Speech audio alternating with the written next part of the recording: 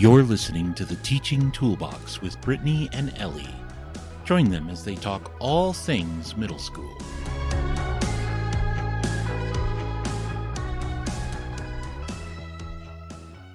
Welcome back to the Teaching Toolbox, where we unpack all things education with a dash of humor and a whole lot of practicality. I'm Brittany, and today we are dusting off the wonderfully complex world of teaching English language arts, otherwise known as ELA. Ah, yes, the subject that has it all: novels, grammar drills, essays, creative writing, spelling lists, and that classic moment when a student asks, "Why do I need to know what a gerund is?" If I had $1 for every time I heard that, I'd be able to retire next week. If only. But seriously, ELA isn't just about reading books and writing essays. It's about developing critical thinking, creativity, and communication skills that students will use for life. And of course, I'm joined by my fantastic co-host, Ellie. Hello. Today, we're breaking it down into all the different aspects of teaching ELA. Novel studies, grammar, creative writing, formal essays, all those fun things Brittany just talked about. So let's jump right in with novel studies, a staple in any ELA classroom. Okay, we love novel studies. Students sometimes love them, but they can be tricky to manage. For sure. The key is choosing the right book for your class. You want something engaging, but also challenging enough to promote the deep discussions and the critical thinking. You want something the girls will like and get into, but you want something the boys won't be bored with. It's a real tough challenge sometimes to pick a book. And let's be real, sometimes even the best books can fall flat if we don't get creative with how we teach them. Absolutely. And that's where different teaching strategies come in. Literature circles, for example, allow students to take on roles such as discussion leader, summarizer, or vocabulary finder, which helps keep them engaged and accountable. Now, I made maybe a little bit extra work for myself when we did literature circles because I would assign a different book to every group of students. So I might have a group of 6 students, and I would do a different book for all of them. Or if one book was really popular and we had enough copies, then 2 groups might do the same one. So I would do like a survey, share what the books were about, do a survey, let them vote on their top 3 choices, and then depending on the reading level, I might give them their first or second or third choice. So if I knew that their first choice was going to be a little too challenging for them, then I might give them their second choice because I tried to choose books that were on a little bit different level. And so we did those, I don't want to say all the time, but almost all the time, almost all year long. So they were a huge part of my classroom. And we had a very structured group time with some of the roles that we mentioned. We had specific response questions to choose from that addressed the various story elements. And then we had like these cubes that I made, and they would roll those cubes to land on specific discussion topics. And they always ended up their session by reading aloud the beginning of the next day's assignment, so we make sure we're doing some read aloud in there. And I loved those groups. So I would rotate and go from group to group to group every day, starting with a different group each day. And most of the students really seemed to enjoy them too. Wow, that's impressive that you were maintaining 4, 5, 6 different books all at the same time. Fortunately, most of the time there was an assistant in the classroom, so she could also float and monitor and answer questions if I was with a group. So that was beneficial for sure. But I loved that. Yeah, I usually did the same book for the entire class, but then broke them into groups based on their reading levels, and then would have them kind of do more like a center rotation through where they might have a reading time together where they're working on like some questions or answers and that type of thing and reading for the next day. Mm-hmm. And then they might work with me for a little bit on some deeper questions, and they might do another center activity with the para. Yeah. And then we always did like a read aloud for the whole class. Like I would have another book going most of the time that would be either our beginning of class or ending of class that we would read, 5-10 minutes or whatever of a book, or half an hour if I got off track. I will get on a soapbox about read alouds. So maybe that'll have to be another story, I'd love to another hear it. episode. All right, so the next will be Brittany's soapbox. Reader's theater is another great way to bring a text to life. Assigning roles and having students act out scenes not only boosts engagement, but also helps with fluency and comprehension. And if you remember, back in episode 39, we talked about drama integration and reader's theater with Deb. Yeah, that was a great episode. Project-based learning is another fantastic tool. Instead of just answering comprehension questions, students could create a book trailer, design a board game based on the novel, or even write an alternate ending. And when it comes to structuring a novel study, both whole group and small group instruction have their place. Whole group discussions help model analytical thinking, allowing for shared insights, while small group centers can offer differentiated learning experiences.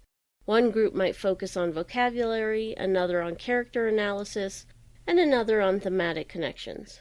Yeah, I think the key is variety. Mixing up how we approach novel studies keeps students engaged and helps them build a deeper understanding of the text. And integrating different writing styles like journal reflections or character letters, things like that, can really help to enhance comprehension. And so that leads us on to other things like spelling and grammar. Grammar seems to be the part of ELA that students typically either love or love to hate, but it's necessary. The trick is making it relevant and engaging. I used to use a daily partner language as a huge chunk of my grammar instruction. So this kind of came from when I first started teaching way back. We had daily oral language. Did you have that? Yes, we did. But my students really didn't get as much out of it as I wanted them to, mostly because even though they corrected the sentences, they weren't all engaged. It would be like this person comes up to the board, we had the sentences on the board, and they would make the correction. But all the people who weren't making corrections may not have been paying as close attention as they needed to. I agree. Yeah, so over the years, I changed the daily oral language practice to my own version, and it still included correcting only 2 sentences a day. But students worked on those sentences first independently, like I typed them up and put them on sheets of paper, and each student would get a half sheet of paper, and they would independently correct their sentences, and then they would get together with a partner. And for each of those 2 sentences, one student would basically be the teacher and would either confirm or correct their partner's answers as they reviewed the sentence corrections. And then they would switch. So all students were actively engaged in all the time. Like both sentences, they were actively engaged. They didn't have any possible way to not be because they had to be interacting with their partner the entire time. And then I also had students identify parts of speech in the sentences. So I would, on my list, have all of the parts of speech, all of the nouns, verbs, whatever in this sentence, and the student who was the teacher had that list. And then the other student had to identify them, and their partner would confirm or correct the parts of speech. So it was daily practice for punctuation, capitalization, subject-verb agreement, all of those, plus parts of speech. And students did so well with this as far as understanding writing conventions and grammar. I feel like it was one of the best things I ever did with my ELA students. It sounds amazing, especially compared to the daily oral language program, which was just so boring. Yeah. We did Shirley grammar, which involved a lot of sing-song and chants. And that helped the kids kind of get into it more because they got to sing and chant and clap and that sort of thing. But yeah, grammar was not a strong contender as one of their favorite subjects. But gamifying grammar practice can work wonders. You could have sentence scrambles, escape room challenges, anything to make it interactive. And let's not forget spelling. In my experience, we almost always use traditional spelling lists, but I would prefer teaching spelling through word study and vocabulary activities. It's more meaningful when students understand word patterns rather than just memorizing random lists of 20, 30 words. I agree. When we're spelling words, we eventually use them in sentences. So let's talk about some short impromptu writing that we would use for our spelling and our sentences. Sometimes you just need to get pencils moving for writing, and that's where short impromptu writing comes in.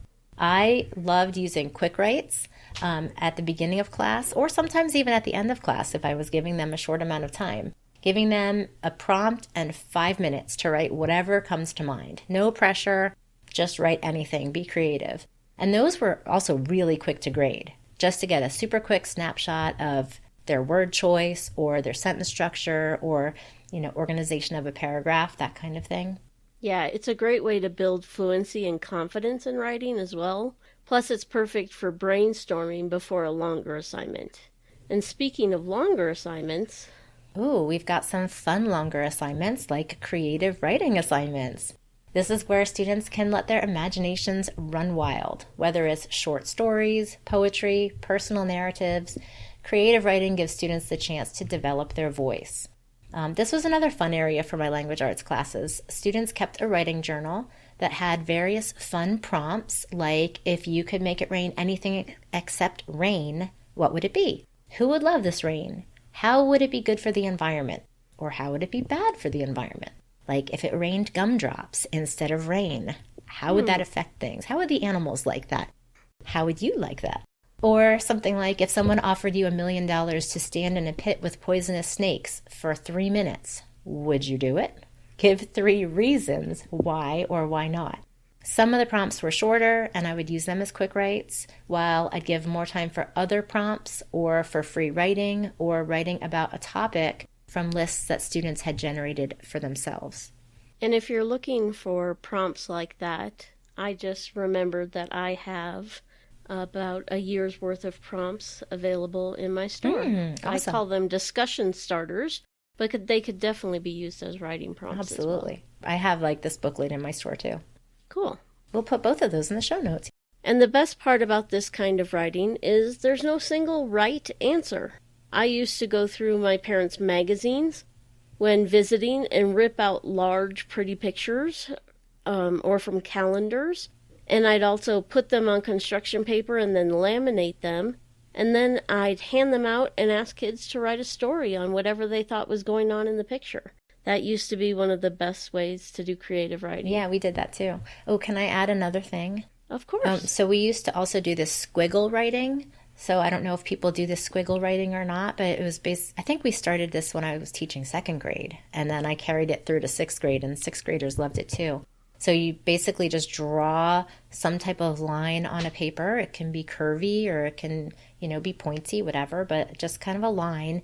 And then you copy that and give the line to students, and they draw whatever they see there, and then they write a story about it. So that was always fun. They enjoyed that. Cool. Yeah, we liked doing group writing, especially around the holidays. We would have everybody get a piece of paper, and then whoever's paper it was, they would write the first sentence, and then we would pass it and write a second sentence, and pass it and write a third sentence, and then they would have a story that hopefully made some sense, because they would try to keep making it make sense, but it was usually quite interesting and fun to read. I also love using writing prompts with a twist, like write a fairy tale from the villain's perspective, or write how the wolf felt in the Little Red Riding Hood. And then one other thing you can do is incorporate peer feedback, so you can have students read to each other their stories and give feedback to one another so that they can see how kids feel about their writing as well. That just reminded me that we used to write from a different perspective, but we always used the book about the 3 Little Pigs and the Big Bad Wolf from the wolf's perspective. I don't remember who wrote that book, but that was a fun one for sure. I have that book. Yeah, I do too somewhere. It's falling apart, but yeah, I love that book. It's a good one. But inevitably, we also have to teach the more structured side of writing, which leads us to essays, research papers, persuasive letters. These are the assignments that really push students to organize their thoughts and build strong arguments. Teaching formal writing can be daunting, but breaking it down step by step, makes it manageable. Outlining, drafting, revising, editing. I have a couple resources, one on national parks and one on a country of the world, that break down how to dissect and teach each of the concepts, as well as bibliographies and business letters, and we'll link those in the show notes. But what I've found is that you have to go much slower and much more step by step than you might realize. Absolutely. And then we have timed writing assignments. Timed writing, if you ever do that, can be so stressful for students. But practicing it in low-stakes settings helps. I like to start with 10-minute mini essays to build endurance. And so this is helpful for them when they end up in a testing situation where they have to finish an essay or an explanation on that test in a short amount of time. Giving them that practice is super helpful. Yeah, and balancing that with untimed writing opportunities like research papers or creative writing where students can really take their time is key. Giving students a mix of structured and free-form writing experiences will set them up for success. All right, well, we have covered a lot today. Novel studies, grammar, spelling, creative writing, formal essays. Pretty much everything but the kitchen sink. ELA is such a broad subject, but that's what makes it exciting. There's something for every learner. We'd love to hear from you. What's your favorite way to teach ELA? What would you like to hear more about? What tools do you need for your teaching toolbox? Let us know on social media or in the comments. Thanks for hanging out with us today on the Teaching Toolbox. Be sure to subscribe and tune in next time for more tips and teacher talk. Until then, keep inspiring those young minds. You just listened to the Teaching Toolbox. Follow them on your favorite platform for more episodes and share it with a friend.